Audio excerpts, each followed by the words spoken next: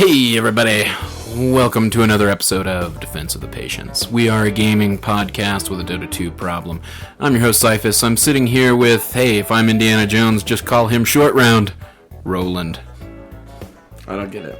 You don't remember Short Round from Indiana Jones? No, I hope somebody got it though. Hi everybody. Yeah, there is just gonna be short jokes. He was he was the Chinese kid that helped him out in Temple of Doom. His sidekick. The kid that was driving the car when he was too young to drive the car. Yeah, with the bricks tied to his feet. Yeah. The wooden planks, I'm pretty sure that was what they were.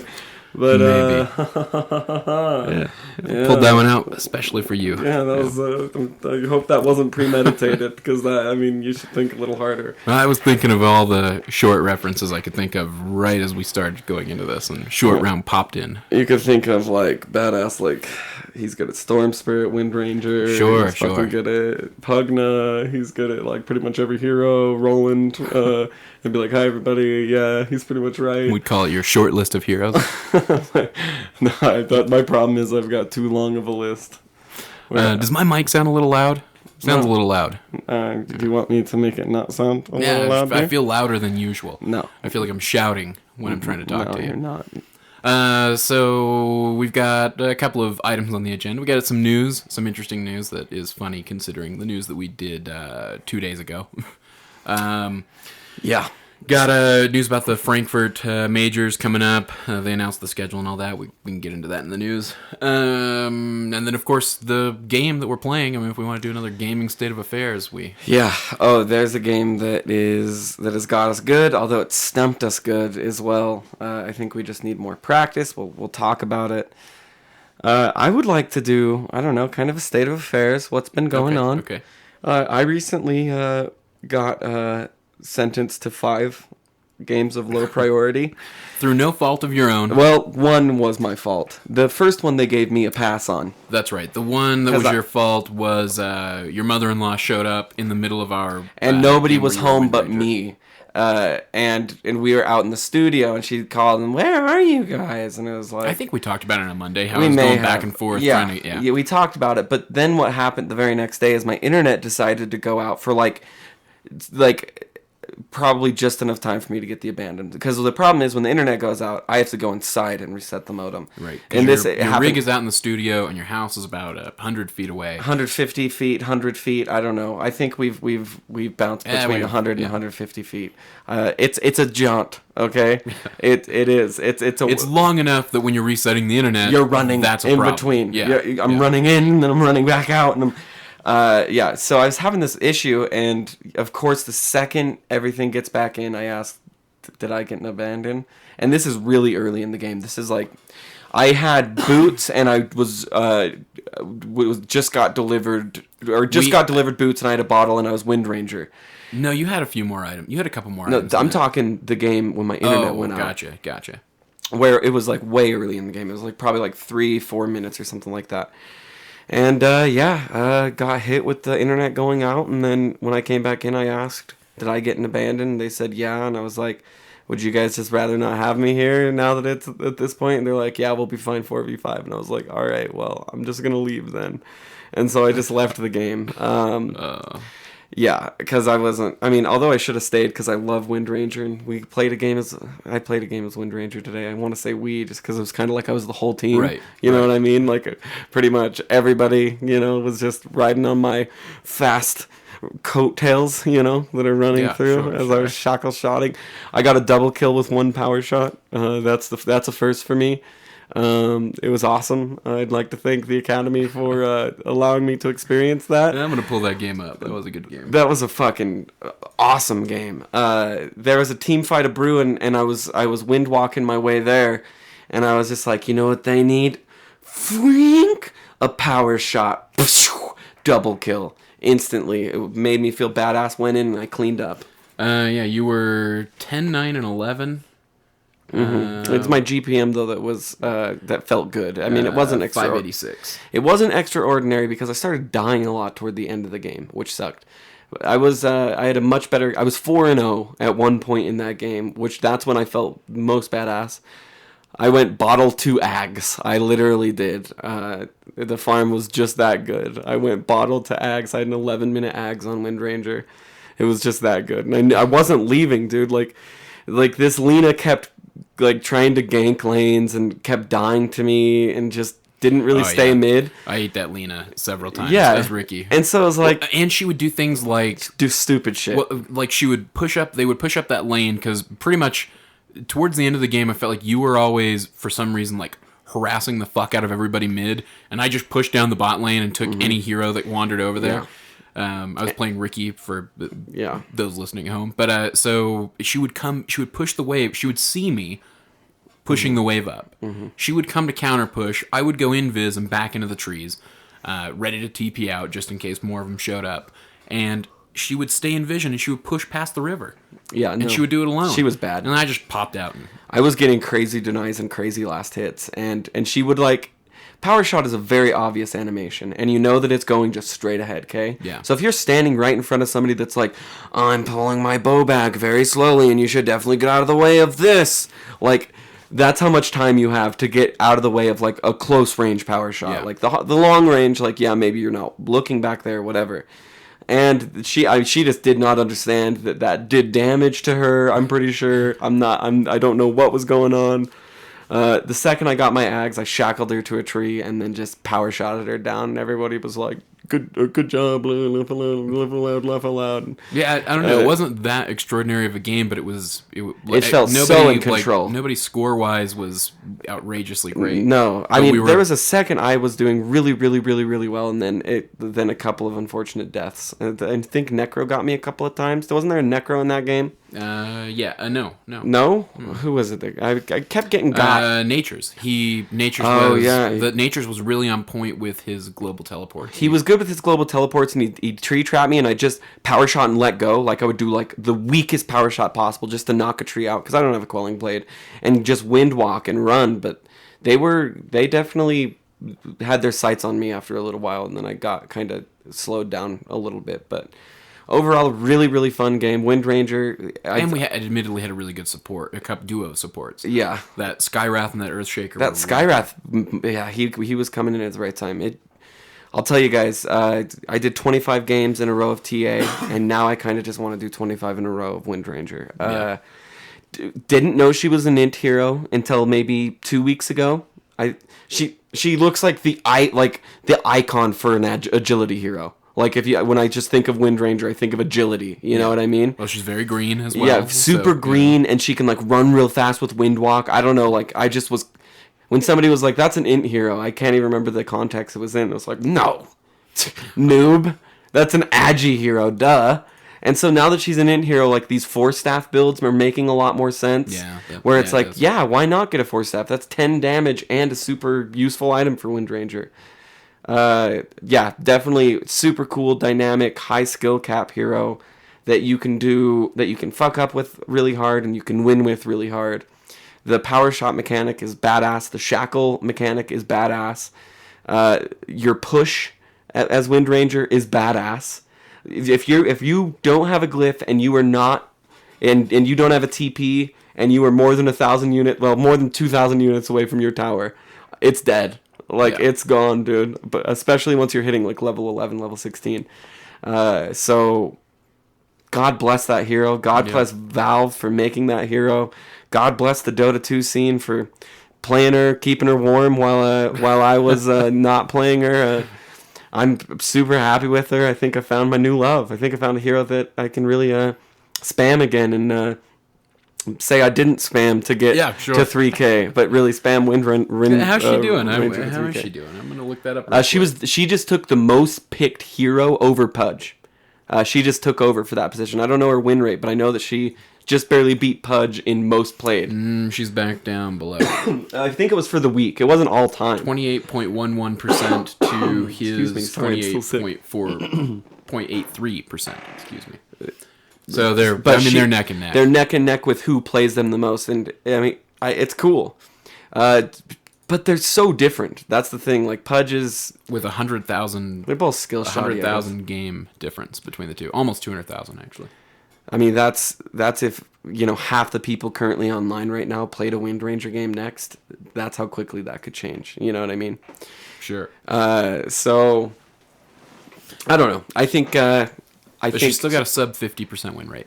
She does. Okay. Well, I think she's hard to play, and I think she's really alluring. That's the thing. Like, she looks cool. She looks semi-easy to play. She has that thing that makes it so nobody can hit her, and it's like, wow. Like, I can just press a button and run really fast, and nobody can hit me, and then I have this really cool power shot thing that I can kill creeps with, I guess, and this stun, and then also this push ability. I don't know. She's, I think, a very alluring hero when you look at it, and kind of like, I don't know, if I were to pick a hero to like put as the face of Dota, it might be Wind Ranger. Here's an interesting statistic. What? So she's kind of middle of the pack with her win rate. She's second for most picked in the game, and her KDA is 18th. Okay. So even though she's got that sub 50, and I think it's for the reasons you state there, like people probably play her and feel like they're doing well because they're not dying a lot. They've got that built-in escape mechanism, which is always nice on any hero. They've got the ability to pick off some kills, even from further away. They've got a good disable, so she's probably able to participate, and when she is participating, do so successfully, and escape when she's not. So yeah, there's probably a draw there for newer players and that may explain. I mean, there's why they continue to pick her. They think they're doing well, when in all reality, they're probably not. Well, they're just not the dying. impact that they really are. And I remember when it was like heavily contested if she was a semi-carry or not. Or, I mean, at least amongst our skill level. Well, she's listed as a support. Yeah, and so it's like, no, like, I'm pretty sure every time I've played her, apparently Slasher's way, there's this guy named Slasher, and he comes up with unique, funny builds, and he has one with Wraith King that involves a refresher. And, so Wraith King, like, literally never dies once it hits level 16. Like, he literally just never will die. Refresher Ags on Wraith King. I think it might be Refresher Ags. Anyway, this guy comes up with these crazy builds, and he was apparently the one to coin the Aghanims then Maelstrom, or Aghanims then Chrysalis. He was the dude to coin the Aghanims, which makes a ton of sense. Why not have a shitload of attack speed with your Maelstrom? Why not have a shitload of attack speed with your Chrysalis? Why not have that many more attacks to be hopefully proccing whatever that may be, whether it's a Maelstrom or a critical hit. So, I mean, it's not like rocket science, but I guess he was the first dude to be like, no, if you just get her Ags real quick and then buy this, like, she's actually a powerhouse. Yeah. And she is. Definitely, I feel like if it came down to, like, a super fed Void or a super fed Anti-Mage, or a super fed Spectre, there's not much I can do, I don't think, as Wind Ranger. I can probably, like, kite a little bit, but the most popular build for her is Ags, Phase Boots, Ags, Blink Dagger, MKB, Helm of the Dominator. MKB, okay. Or no, MKB, BKB, Helm of the Dominator. That's cool. See, the MKB makes a lot of sense too. Why not get like a million mini stuns when you're focus firing somebody and they're trying to walk toward you? Yeah. Just it would be, that's really cool. I mean, Aghanims is key early. I mean, that it's awesome to be able to. I think it's like every 15 seconds. Oh, and think about the True Strike going uphill. Yeah. Oh my God, I don't ever think about that. When you're pushing towers. Yeah, you don't have the range. Well, if you're pushing high ground, yeah, you don't have the range from like for a tier 1 tower. I don't. But yeah. Anyway, I'm gonna build an MKB for sure. I think an MKB is good because it's not like she's doing that much damage that the crit. I mean, getting a Daedalus on her is fucking awesome. If you have an Aghanims, like when you have that Daedalus and you focus fire, I don't know, a support, and you see that it takes like literally less than a second for you to just blow that person up. It's really, really fun. But you have to consider getting there. And I think she's actually a pretty easy... Her last hit animation is pretty straightforward. You're shooting a bow, okay? And that's kind of how it feels. Like you're just... Sure. And you're about to miss one, power shot. Who cares? It's cheap. It's like Storm Spirit is what it feels a lot like, where it's like, do I want to risk missing this last hit, or am I just going to run up there and put a Static Remnant? It's like, do I want to risk getting that last hit, or do I just want a fucking power shot and get, maybe 2? It's fun, especially once it gets higher levels. I usually just go Q power shot, then I get wind run power shot, and then I get power shot again at level 5.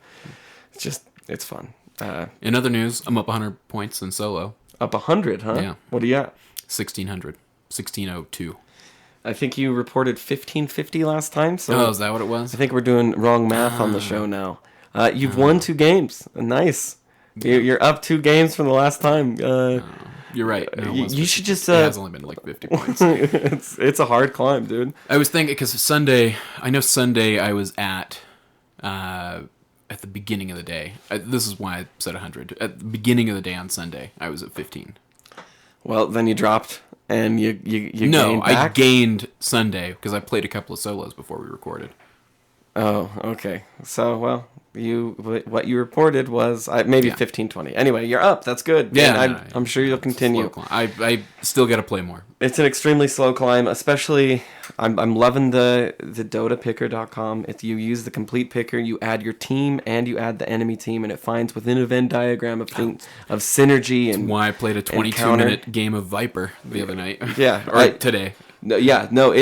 It is fucking spot on. I mean, the suggestions are just incredible. If you feel comfortable with a hero that's like on the top 10 utility or top 10 carry, I feel like it's giving you a huge advantage.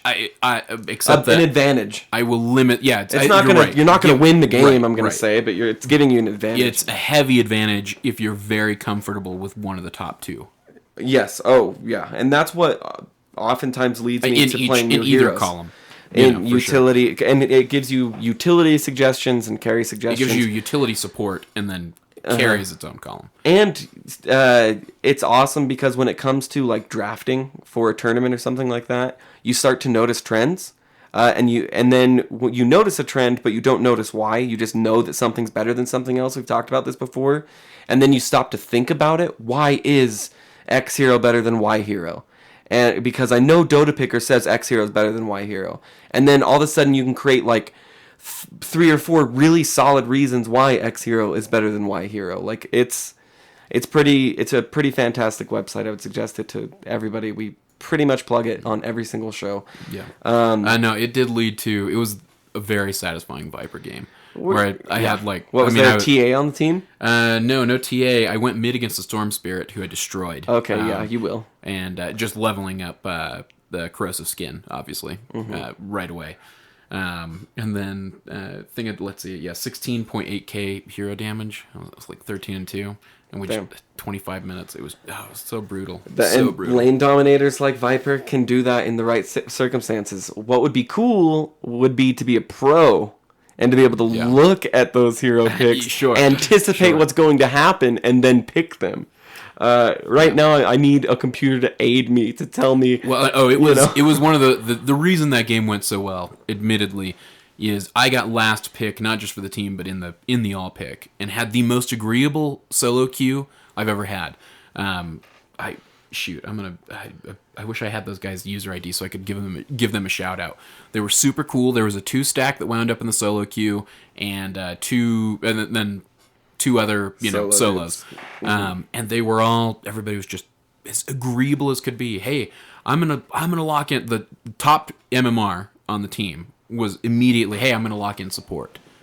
And you never see support anyway in solo queue. It feels like at these lower skill levels. Being the top MMR means you can do pretty much whatever you want. Or at least that's how people... It's like a weird thing that Valve added, nuts. Where it's like, I'm the top MMR, I go mid. Yeah. Like I'm the top MMR and I go mid. I'm top MMR, I get preference on laning, which is fine. But he was right away. He was all about support. I was like, hey, I'm going to take the off lane. And he said, hey, my buddy, he was the party... he said, my buddy really wanted to run Axe off lane. I said, well, I guess I could run mid. And he said, all right, well, hey, everybody, we're giving him last pick with mid. Last pick with mid. Wow. And the other 2 were like, okay, yeah, we can do that. I'll carry the safe lane. I'll support him. I'll support the Axe. Wow. And it was unbearably cooperative. The guy said, yeah, much rather have a game where we're all cooperating, where we lose, than a game where we win and we're arguing all the way. God, what was it, Santa Claus, dude? Is Santa Claus, like, playing some Dota 2 or something? Yeah, it was the antithesis of a candidate for pub mouth. Anyway, so I'd throw everybody into the counter picker, and Viper's sitting there with something like a ridiculous 20% advantage over everybody. Oh my God. I was God. like, all right, so I locked in the Viper and went mid and just So wrecked. Storm Spirit, who were you against? Storm Spirit, Shadow Fiend, Elder Titan, Lifestealer, and Tiny was their team comp. God. And anybody I ran into, I just charged. Yeah, well, that's what you do, matter. Especially when you snowball with Viper and like you're getting I was items. snowballing hard. I had a mech. I had mech. Mech is such an awesome item on Viper. I had mech. I had Ring of Aquila and Aquila. Aquila. I don't know. Yeah, I don't either. And my Yasha at 10 minutes and a bottle. Nice. I just destroying that poor Storm Spirit. And especially once you start getting those speed items like Yasha and Phase. Did you build Phase? No, I built Treads. Weird. Usually those like dominating like Viper builds, you'll put Phase on them because that Phase movement is and awesome. I went and Ags. Speed's awesome. Would you? Ags is awesome. Yeah, okay. Fuck yeah, dude. To be able to spam. I ult, don't play much Viper. Yeah, it was to be able to spam your ult. It's like core. I remember getting shit from Fafnir and all them. And Blue for not building Ags, for like going S and Y before Ags or something like that. Or maybe I think going like Yasha Ags is fine, because Yasha's just such a fucking great item on Viper. Viper's already kind of sluggish. Yasha gives him attack speed. I started building the Yasha and movement speed. And then somebody on the team was like, oh, you're not going to build Ags with all that farm? And I was like, you all right. definitely should. I should. And that Blade of Alacrity, just like that, the second you get a grand, like I noticed that Blade of Alacrity, it's badass to get that 10 agility right off the bat. And then you buy the Ogre Club, and then you notice, wow, I'm a little tankier. Yeah, I was really, because, it's funny you mentioned the phase, because I thought about going phase, and admittedly I was following the build. I mean, I don't play enough Viper for it to, to really. Phase boots are awesome, especially with Yasha. Well, and the reason I went I started going Sanjin Yasha and picked up the Yasha first was because I felt like I probably should have gone phase and needed the movement speed. And then because he's sluggish, he's a slow guy, dude. And then had the teammate pop in with, "Hey, go get the Ags." The Ags. I remember back when like I didn't think and play Dota. I just played Dota and like was really bad at it. I would buy Ags on Viper and was like, this is the lamest thing. Like I'm already using my ultimate. What does it do anyway? Like it doesn't make. Well, I mean, better. like I said, I don't play enough Viper to have really contemplated it. So the moment somebody made a suggestion, I instantly did it. It gives you longer range. So you can cast I looked at it once I got in. Yeah, longer and more often. Was definitely worthwhile. I mean, it took me from 6 kills to another 7 after that, and ended the game pretty quickly. Oh yeah, it's really. After I had it. And if you can have 2 people in a team fight that got Viper ulted, that intense slow, that intense damage over time. Yeah, it sucks. And I think one of my 21 rampages is on an Aghanim's Viper, where it was just, if the game just gets out of control with Viper, it gets out of control, and you can take, like, you can literally fight all 5 of them. Oh, yeah. You know what I mean? It did get out of control and pretty quickly. Those games are really, really fun. Although you want to end those soon, because they will eventually kick your ass. I don't know. I felt like their team comp, because it seemed like they had some disagreement over who was going to go mid between the Tiny, the Shadow Fiend, and the Storm Spirit. All 3 of them seemed to want mid. And rotated in. So even worse, the reason it really got off the hook was because Storm Spirit went mid, or won the fight initially.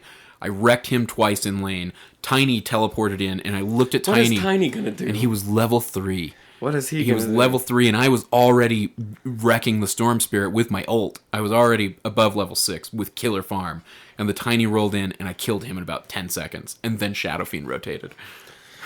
So all of them are bad candidates to go. Well, they all took their turn. Viper's a lot like he's a lot like OD, where it's like, all right, I'm gonna do my best to not lose the mid. Yeah. I'm not gonna win probably. I'm gonna do my best to not lose as much as I usually would against this here. Like Viper is just one of those mids that it's like, oh, you picked a really hard, intricate mid? I'm going to pick a really easy mid and own your really intricate mid. You know what I mean? Yeah, no, definitely. I mean, and admittedly, like, part of the reason I wrecked that Storm was because I mean, he was probably a 1400 Storm player, you know. And poor Storm, you know, there was a video of like Valve employees taking Storm out back and beating the shit out of him in like a bar or something. Yeah, breaking a bloodstone over his head. Yeah. You think you're tough, bitch? And just beating the shit out of him. He's still super good. I've played and won. I am now. I've won a best 2 out of 3 for Storm Spirit 6.85. I lost my first game, and now I've won my 2 other games in 6.85. So I'm 66%, or at least that's what Dota Buff should show. Are you gonna go back? I mean, is it? Am I gonna go back on what I say? No. I mean, are you gonna go back to Storm? Yeah, anytime he pops to that top of the counter picker, for sure. Like, that's how it works. I'm not gonna spam him. No fucking way. He's not spammable anymore. Wind Ranger might be spammable, just because I feel like there might. I'll find out very quickly if she's spammable. Because if she's spammable, that means there's a skill difference from where I am and where I should therefore be, right? If I'm playing Wind Ranger game after game after game against a variety of heroes and winning multiple times, that means that I'm not placed accurately. I am indeed a higher MMR player. Sure. Right? Because I'm just so good with Wind. Just kind of, it's like Weehaw theory, dude. Where it's like, it doesn't matter that maybe my hero's bad against your hero. I am so good at this hero. Sure, okay. I can beat you with this hero even if you have that hero. Yeah, sure. Like, I feel like Wind Ranger might be that hero for me. I'm going to try spamming Wind Ranger. If I get like 2 or 3 losses in a row, I'm going to just go with top of the Dota picker. And it's really easy to get Wind Ranger mid because I just get Hurrian type Wind Ranger, put the icon mid, and unless somebody is making like a huge fuss, like, no, I said mid, me mid, I only mid, like, then I'll be like, all right, fine, you can have it. But back in the Storm Spirit days, I just picked Storm first, and then they'd always pick Anti-Mage, and I'd be like, all right, okay, I don't get Orchid second, I get Lincoln Sphere second, that's fine, and they'd be like, boo, and then block my Lincolns, like, damn, he got a Lincolns. I'm going to do that 10 more times this game until we lose. Oh, it was, yeah. Anti-mages didn't because they don't have another ability to pop the Lincolns, and they don't usually carry something to pop them. Like, they don't carry, like, Eul's Scepter or Orchid. And odds are, like by the time they're ready to use their ult, it's because they've tried to blink after and chase you, and they've probably left the rest of their team behind. Yeah, and so I'm just like, all right, like, you can keep shinking on me, and like it hurts a little bit, and I can't really TP away, and I might have to commit suicide, but you're definitely not going to catch me out on an ulti, you bastard. So yeah, I that happened recently against an anti-mage that he was just, I'm sure he's so frustrated. Yeah. And had it gone off, it would have probably killed the entire team, because I was like, I didn't have any mana. He indeed clicked on me. What he lacked to see was that I had a Lincoln Sphere, and that it was probably not going to work. So. Well, I had my favorite pub moment earlier with the Legion who dueled me as an Abaddon solo by herself. Yeah. While I was basically out farming her. She walked out, dueled me, and like I already see the jaw coming from the other side.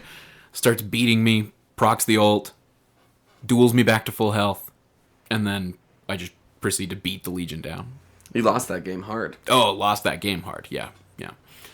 But one of my favorite pub moments, a couple of my favorite pub moments. One of my jail games, one of my low prio games, I got randomed Oracle, and I said fuck that, and repicked and got Pugna, and wrecked shop with a solo safe lane Pugna. I got beat down a little bit. I was 0-10, okay, wasn't going so good, and then I climbed up to 12-10.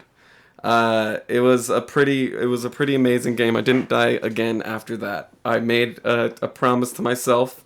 Once I got that Aghanim Scepter, I wouldn't die, and I was starting to get levels, and I wasn't weak sauce anymore. No, and ended at 12-10. Jesus. Yeah, and ended at 12-10. So, I had a huge comeback, and there was like, I got commended that game in Alina who abandoned? Oh yeah, dude. You're lucky to get like 3 people on a team, dude, in low prio. People are leaving. People are mimicking what you're saying. I couldn't believe that guy, dude. I already talked about it, where it's like, oh my god, like, no wonder. Like, swastika's on the map, too. That guy. Like, oh my god, like, you totally belong here. Thank God. And I burnt through You doubted all my... I think it was on the show you doubted, like, my reporting accuracy. every time I've reported this week, I've logged back in and several times had 2 more reports. I logged in today to 6 reports just sitting there waiting for me. Oh man, they don't want to give me 6 reports. I know that, dude. Because I dropped the report. I throw out the reports where they're required. I know who belongs. I reported the swastika guy. I just because it was like, really, dude? Like, what the fuck?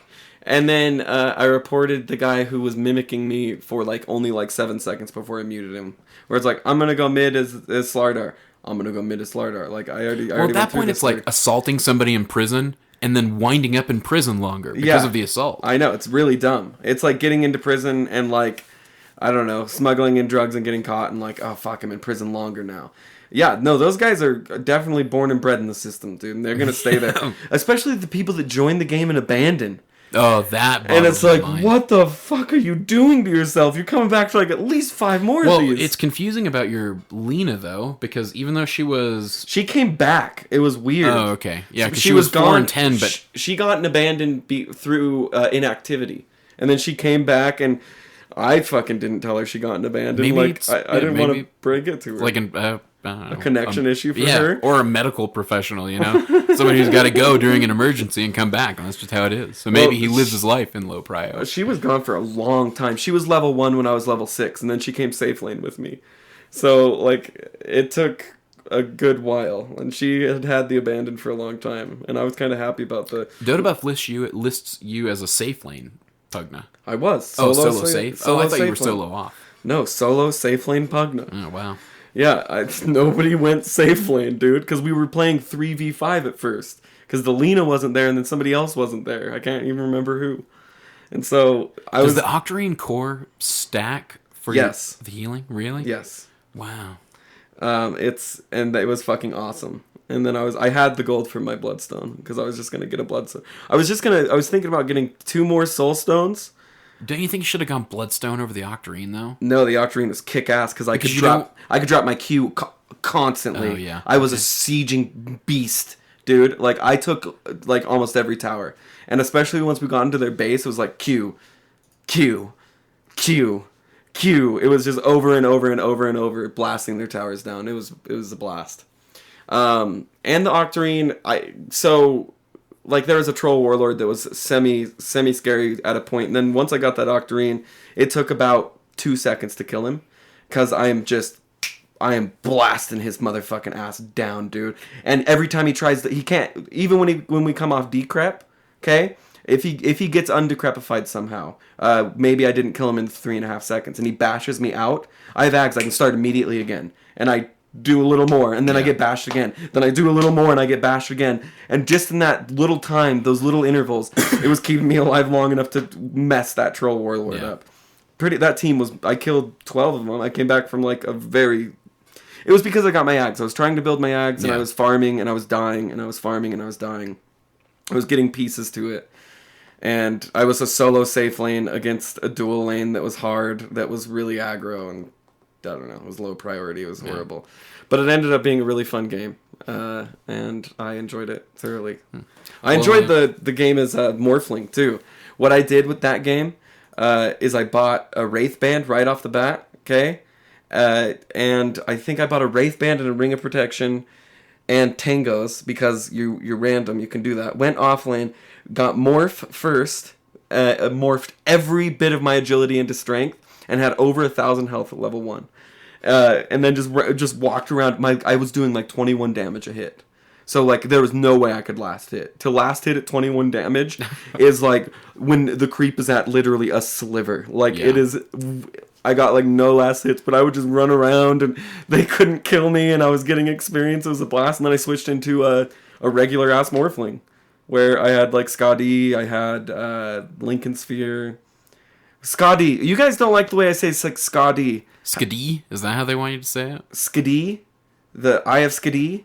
Or I have Skadi? I'm not saying Scotty. I guess it does kind of sound like Scotty. I'm not doing a hard T. I don't Scotty. care. Scotty. It says it makes people cringe. Like Scotty. Skadi. I have S. I have Scad. I have the Scads. The Scadster. That item is badass. Oh, man. All right, let's talk about something else. Let's talk about My Wind Ranger game. Oh, no. I think we're that. done talking about your Wind Ranger games. Jesus Christ. Let's talk about Keep Talking and Nobody Explodes, because this game. I'm having a blast with it. I'm so excited to play it at a party coming up with people. Well, I'm just so excited. We have videos of our very first bomb, and you can see because it has a record to hold, and there's no record been set yet. So we literally went through this. You see Cyphus and I growing. We'll put our video series. Some of these games up until we can tell the whole story. During those videos, though, I had not interacted with anything but the basic bomb. I knew what a wire puzzle looked like, or a wire module. But you kept asking horizontal or vertical, and I was like, they're always horizontal.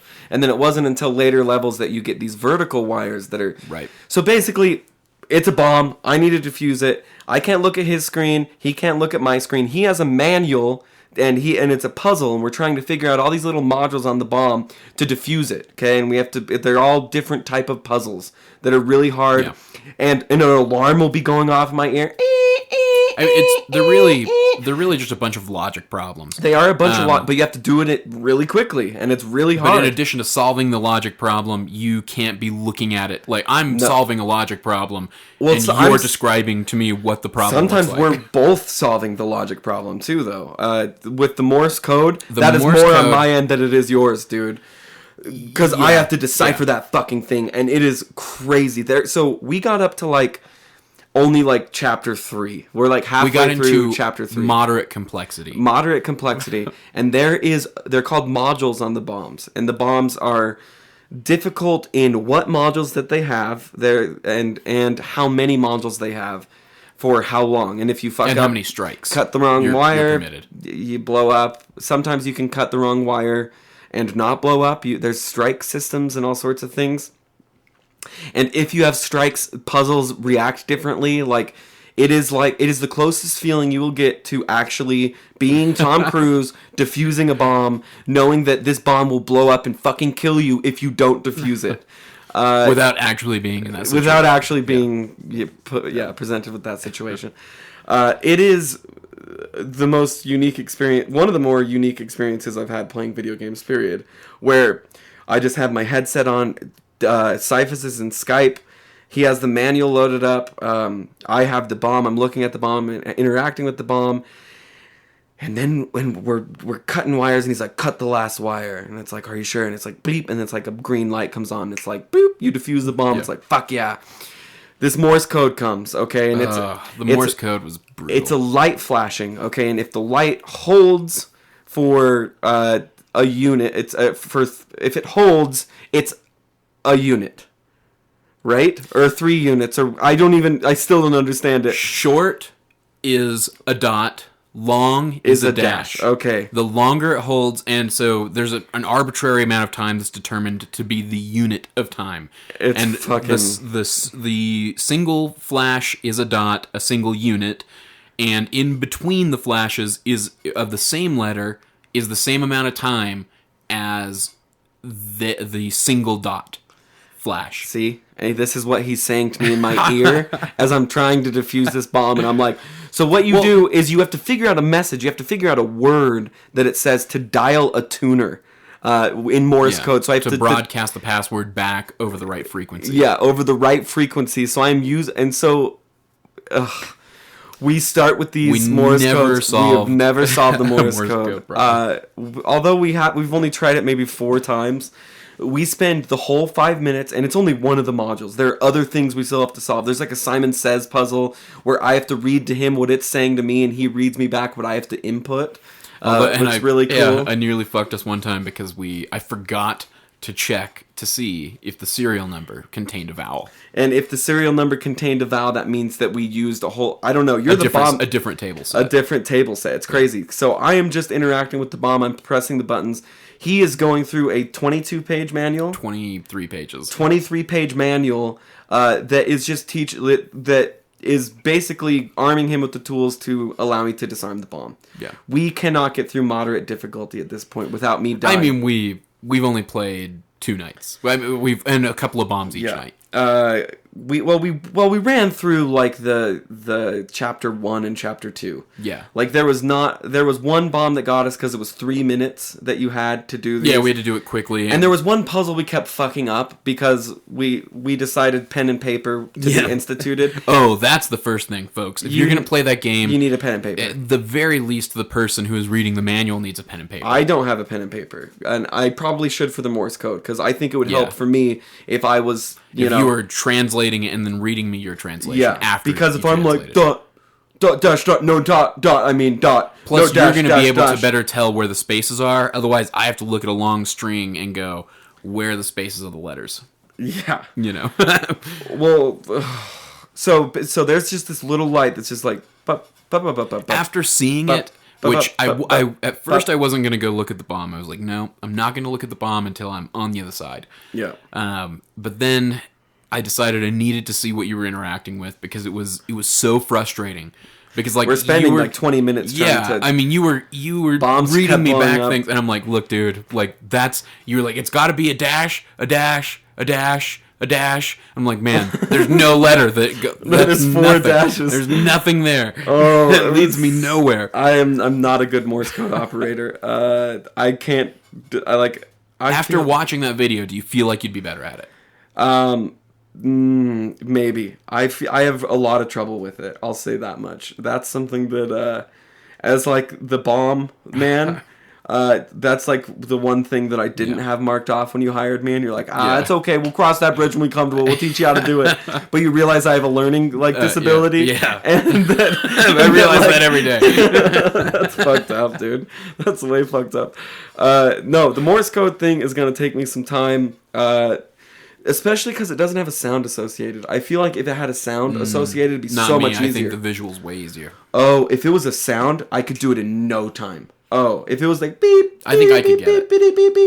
I think I could do it. I think I could do the Morse code.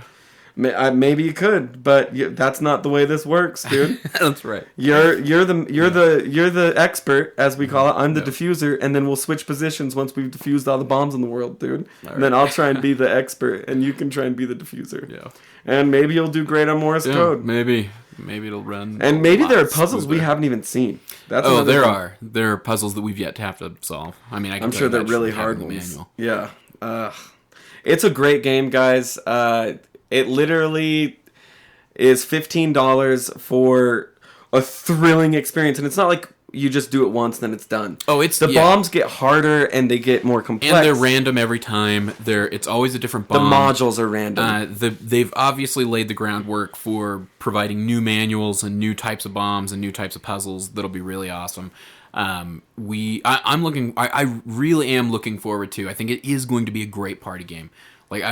But you need a computer and you need some. Yeah, you know what I mean. A laptop though. I mean, it's not. The graphics aren't that intensive. I'll pull my laptop up. They tell you to. They say this is the best way to do it. Give somebody a laptop and have them have a blanket draped over them. Okay. Yeah. With the laptop under the blanket. Okay. And you are outside as the experts. And they can hear you. They're in earshot. But I mean, you could still have that somebody. Would be fucking cool though, to have a blanket draped over you and a laptop and like, okay, how do I do it? And like you're yelling at me from outside of the blanket. Or I even have Skype. Well, the ideal scenario would be the Oculus Rift. Oh yeah, the Oculus. Or just one person has that on. Yeah, and in like a completely dark room with no sound, the only thing that they can hear is your voice. Yeah. And the intense, like, alarms will go off. There's things we've yet to reach. So there are like annoyances that the bomb will make noises that doesn't necessarily mean anything. It's just making noises, or the light will go off in the room, and I'm having to do it in the complete dark. Yeah. And all I can hear is it ticking down, deep, deep, deep, deep, and it's just. And then an alarm in my ear, and I'm like yelling back to Cyphus, like, dude, I don't know. I think it's blue and purple. What should I do? It's a unique experience. Well, then we had that moment. Here was the worst part of that whole experience was when I was fucking up the Simon Says because I forgot to have you check for the vowel. Where it's like blue on top, there's a vowel. I was like, is the blue on top? And the reason I asked you that question was not because it will ever not be on top, but because you're colorblind. I had a moment where you thought I was pressing the wrong button. Well, no, or maybe you were telling me the wrong color. No, I wasn't. It was the fucking expert that didn't say, look at the manual, see if there's a valve, and we use a different table. I'm sorry. And I was like, no, dude, I don't press yellow first. I promise. Like, I've done it twice now, and it's not the one. Oh, it's a crazy unique experience. I recommend it to everybody. It's a 2-player, 2 to infinity amount of players. Yeah. I feel like the more players you had, the harder it would be, though. I've thought that too. Unless they all had their own individual manuals. Unless it was like you were calling back to Houston. Yeah, or you had one guy running you through wires. All right, you got some wires on there? Yeah, all right, I'm your wire man. Yeah. Oh, you got one of those battleship games or whatever. There are all sorts of fun little mini games on the bomb that you have to disarm. Order doesn't matter so far. Order may matter. Then there are needy modules. Yeah, which we haven't hit yet. We have yet to see. Apparently modules on the bomb that need to be diffused first. Modules on the bomb that have their own timers. Yeah, it's weird. Well, that's the needy modules. Oh, okay. And they never actually get diffused. You have to go back and before their timer, so you diffuse it, it resets their timer. So you got to go back and be constantly doing that, otherwise the bomb detonates as well. Oh my god. So a little bit of order forcing. All right, I know we don't need to do the news because it's going a little late, but I thought this was an interesting story that we should get to before we go. So after the big roster dump from Na'Vi, yeah, I saw this. They're back. Yep, less than a week. It's just Dondo and Seneko. Dondo and Seneko said, "Hey, yo, Na'Vi will be the groundwork of your new team called Na'Vi." And we'll get new players, and we'll be way better and badder-ass than we were. Yeah. Does it sound like they're changing their name? Or, no. The dude from Na'Vi commented on how excited they are to have Na'Vi back. to have the Dota 2 Na'Vi. Why did it go? I'm so confused about why this is even happening. Because Na'Vi dropped, and they were the world champions. Then they went to 74th. No, I mean, I'm confused about why... Dondo Godnofri couldn't refuse, and Seneko was like, hey, Dondo, I go where you go, dude. That's what happened, dude. Or Seneko was like, hey, we'll start paying you, Seneko, and Dendi get us a good team. Did you hear how they're going to have probationary players on their team? No. They're going to have probationary players. And they'll have a Na'Vi name and everything, but they're probationary. And if Dendi or Seneko don't like them, they got the boot, dude. And next probationary player for Na'Vi, they're going to create a super team, or they're trying to. Well, we'll see. We'll see. Let's see if they can get past 74th. I do have hope for Na'Vi. It'd be a cool Cinderella story to see Dendi win again. But I don't care that much. I hope... I don't know. I don't know even who to root for lately. Honestly, I'm having a lot of trouble with that. Like... EG is really cool because they have this like superstar kid, but like he's kind of an arrogant little fuck. Unfortunately, hate to say it, but he kind of is. And it's like I want to really like this 15-year-old kid, but would I have liked me when I was 15? No, fuck no. God, no. Would I have liked you when you were 15? Probably not. Would I? Do I? A nice young chap. Maybe. All right. I have a 15-year-old little sister that I definitely probably wouldn't get along with and wouldn't want to spend a lot of time. I love her. She's my little sister. Don't get me wrong, but like, I don't want to go hang out with her and her friends. Okay, that's like, I don't. Plus, you'd be creepy if you did. Yeah, I'd be creepy if I did. Also, you guys want to hang around with me? I'm about your height. Hey, how's it going? You want me to buy you cigarettes? I'm old enough to get cigarettes and booze. No, I'm not. Yeah. So it's just weird. And I don't know. I love Universe because he's so stable in his play. Secret. At the same time, like, I don't know. I like Weehaw, but it's like, I'd rather. I'm looking for some new blood, dude. I'm looking for something new to like. You know what I mean? Who are you voting for? I think if it comes down to rooting for somebody when you're there watching the game, you root for USA. First, I'm a fan of just good Dota.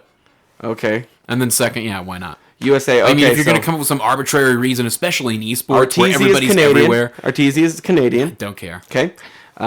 Sumail's from Iran. So many people are rooting for various sports teams right now that have Canadian players. Iran or Iraq? I'm not sure. Iraq?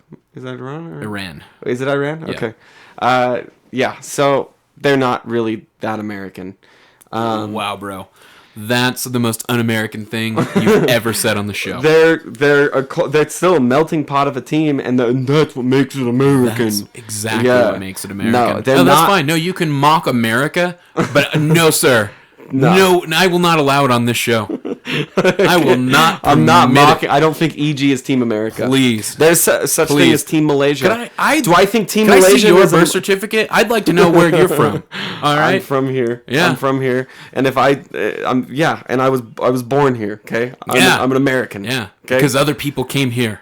Yeah. All right. Sorry, it's not before you. I view it like you can't be president of the country unless you were born here. Oh wow. Okay. And that's what makes an American. You sicken me, and your ilk sicken me, sir.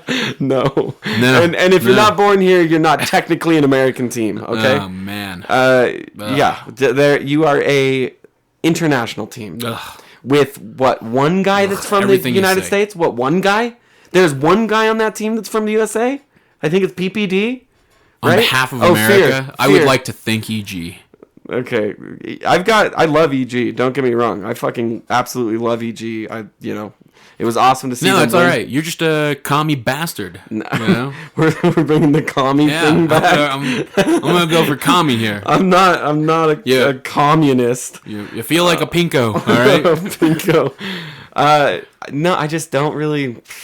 I don't know. I want to see a team hit God tier. Like, that's why I was so into Team Secret. I wish Team Secret would have won the international. I wish Team Secret. Why do you want somebody like that? That makes the sport so boring.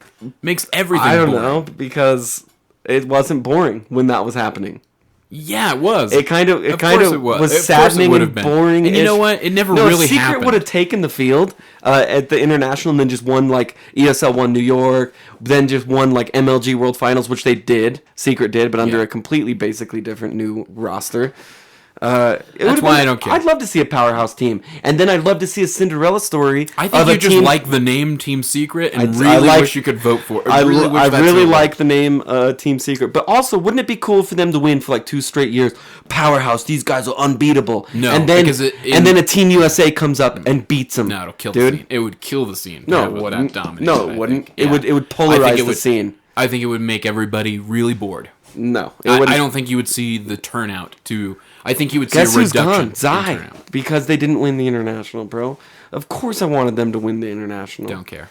Zai was the. Don't care. Man. Anyway, yeah, I don't know who to vote for. I'm thinking like Vega. I gave you the best arbitrator. I'm gonna vote for the Russians. Who I'm gonna vote for. And now I guess that does make me a little funny. So much is clicking into place now. Yeah, I'm definitely going to go for the Russians. I like their slams, especially you can almost read them in a Russian accent. I like their broodmother play. Let's all hail our Russian overlords, as they say on places like Reddit. And I will. They can go ahead and come on over here. They're probably all, riding bears anyway. It's disgusting. All right. Vega winning. If you guys want to find us, team. we're defenseofthepatients.com. Nothing wrong with liking Vega. We're on Twitter at @p_show. Defense of the Patients. We live in a world where we don't have to vote for our own country. All your favorite podcast apps. Defense of the Patients. gmail.com. EG isn't Team USA either. Facebook, Defense of the Patients. Do they name themselves Team USA? They do have an American flag with the EG logo where the stars are, and that's lame. Okay, you're not an American team. Okay, you're an international team. YouTube.com/. It's true, dude. DOTP TV numeric 1. I mean, he may live here. He may live here at the time. So until next time. Doesn't mean sorry. This is Cyphus. Could they be president? For Vladimir Roland. I don't think that makes me a bad person. It's just what would make them an American team? All right, like 5 guys from like Minnesota, okay? Oh my god. 5 guys from Minnesota. You know what? That play it in the garage. All right. In all seriousness, before we Team America. I'm going to close out on a serious note. I do think that's an un-American thing to say. Why? I think that's incredibly why? I think it's ridiculous. Like, you need five sickly. So do you prefer the stereotype nerd that's overweight or like sickly thin? What's your preference for your team of 5 guys? Do I prefer? Yeah, I mean, what like you want the stereotypical like bleached white nerd to be on the team? Like, that's what's got to be Team America? Yes, I do. No, I don't. No. These 5 guys from Minnesota. They like no, not Minnesota, and I don't mean that as like a. No, I know you don't mean it racist. I don't mean it just because Minnesota holds all sorts of races. I just was saying like I'm saying like a team that was born and bred in fucking Seattle or in LA. I don't give a shit. Right, New York but City. I'm just saying the like. So what makes you an American team is, or all the other things that make you American. People become Americans to take jobs in America. Sure. Which in this case is professional gaming. You have people are they not Americans? Or is that not an American working that job? If they come here and become an American and work the job? God, dude. How about especially in professional baseball? Like, there are a lot of Cuban players in Major League Baseball. Some of the best pitchers in the world have been Cubans. I mean, you're bringing up really good points. And they come over and they become Americans and they play for the Yankees and people root for them. They become Yankee legends. Then change their name to Team USA, not Team EG, dude. Then change your name to Team USA. That would make them... Yeah. Then if you want to legitimize yourself as an American absurd argument. But you make great points. Maybe they are the American team. Fine. I vote Russia. That is. I vote Russia. Yeah. Yeah, you see, you're a commie bastard. I vote for Vega over EG then. I mean, if you want an arbitrary reason to vote for to root for a team, I feel like that's the best one to have. I like Vega. I'm gonna go with Vega to take everything for it all. Yeah. Who do you root for in the Olympics? When you watch the Olympics, I don't know, like Colombia. I mean, they have really interesting culture next there. Time. I mean, why do I have to? I don't have a choice in. I mean, I don't know. Yeah, you know what? I'm just saying. Like, if you're gonna have, I guess I don't have like your patriotism. You know what I mean? I guess I don't. I get. All right. I will admit that I have a degree of I feel like. I don't feel I'm not going to go into a tangent. Especially with. I'm not going to go into a tangent. I just don't have that like inherent patriotism at all. Like I don't. Sorry. I should. I have grandparents that fought in wars. I have optimistic patriotism. That liberal. Admittedly, I'm a liberal leftist. I'm optimistic that people can be convinced with good arguments. Dude, I'm with Google. Let's just make it UTC. Let's make everything one. Let's just all be as each other. You know what I mean?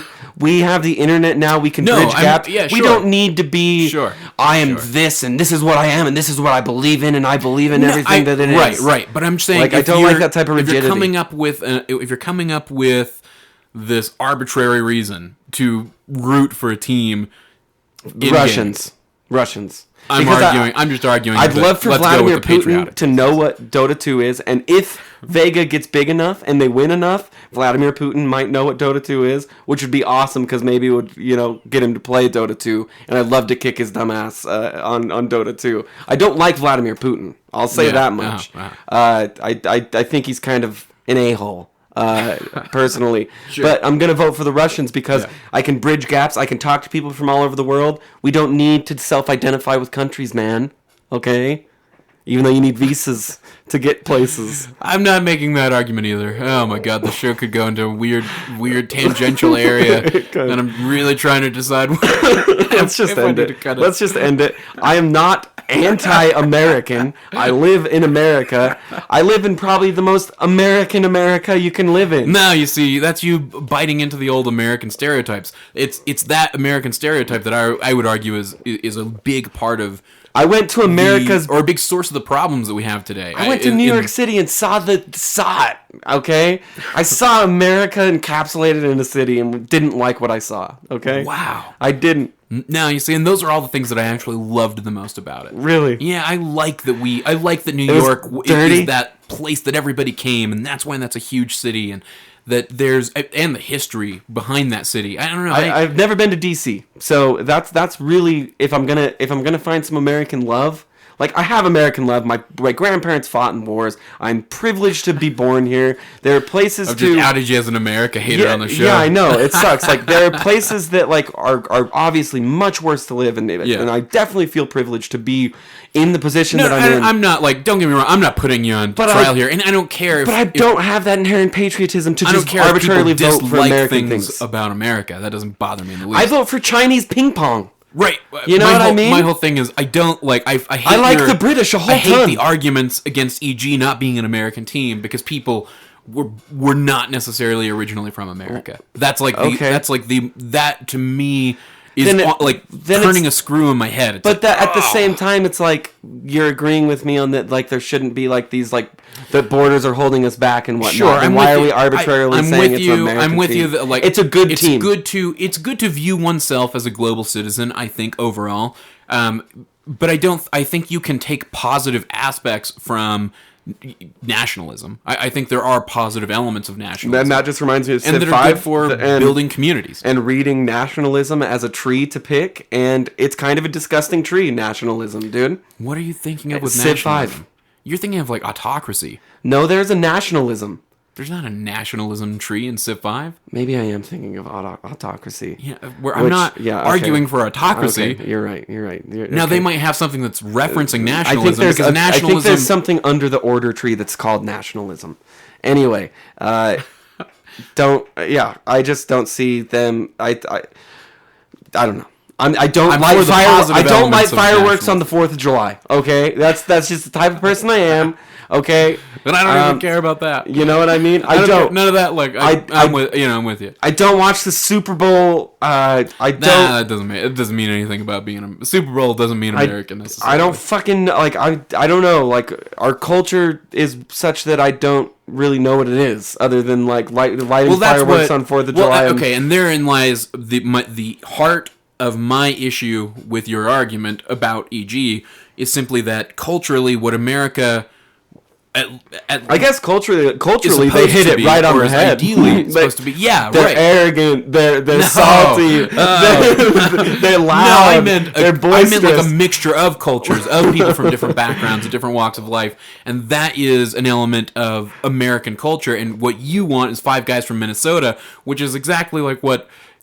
Half the right wing in the United States is like, we want 1950s America. I shouldn't have said Minnesota. What if I said 5 guys from LA or 5 guys from New York City? I meant it in such a way that, like, 5 guys in a city met each other. Right, but you meant born here as though there's not an element of being an American that is emigrating here. Like, there's an element of being an American. Well, I mean, because everybody in America began as immigrants. You're right. You know what I mean? You're right. Like, there is an element of that. That's a point that definitely makes me rescind everything your I say. old culture I'll go to ahead. America. I'll rescind everything I said because you're absolutely right. Right when the Irish got off the boats, those were Americans. They were proud to be it. Right. You bring an element of that culture, and that's where we get all these great mixed... And immigrants feel a little bit different now that, like, you can apply for a visa and then you move, and I guess it feels like a different process than, like, packing everything up and getting on a ship and, being you're right. that Ellis Island immigrant. You know what I mean? Because you feel like they worked a little harder, but that's just the process got better. No, that's not what I feel like. I don't feel like they worked harder. I'm sure there's plenty of families. It is a little easier to move here. It's just we live in an age way back when. I would have had to write a letter and wait a month to get a response to Ireland. Now I can say, "Hey, Ireland." They could say, "Hey, what's up?"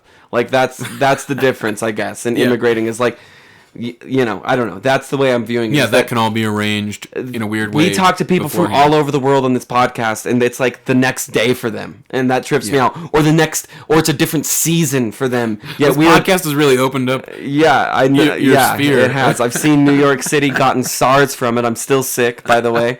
I'm patient 0. And that's why we haven't done intros yet.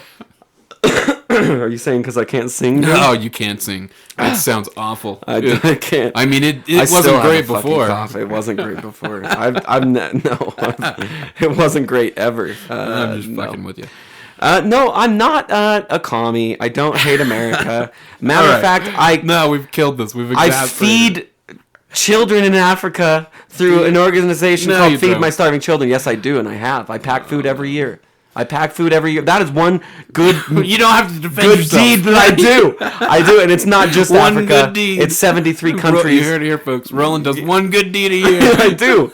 If everybody did one good deed a year, we wouldn't need to do good deeds anymore. And unfortunately, last year's karma from that good deed was used up by you spamming Storm.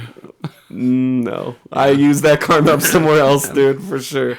All right, let's end this because I want to defuse a bomb a little bit.